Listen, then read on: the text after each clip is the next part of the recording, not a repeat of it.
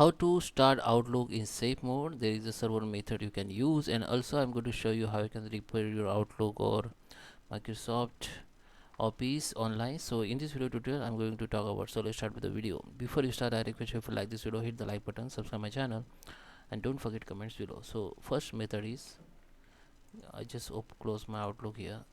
Okay, so if you want to open the save mode Outlook, go to the run command and type here Outlook slash and save. Okay, just click OK, then Outlook will be start in save mode. You can see this will be start on save mode.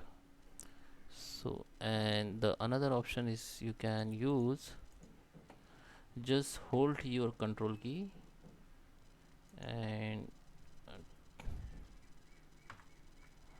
first come to the Outlook, hold, click control key and hold it and double click on, it will be start in save mode. Okay, so this is the second method. Now I'm going to show you how you can repair your Outlook. Okay, so come to the control panel, go to the control panel, and now here you have to go in programs and features.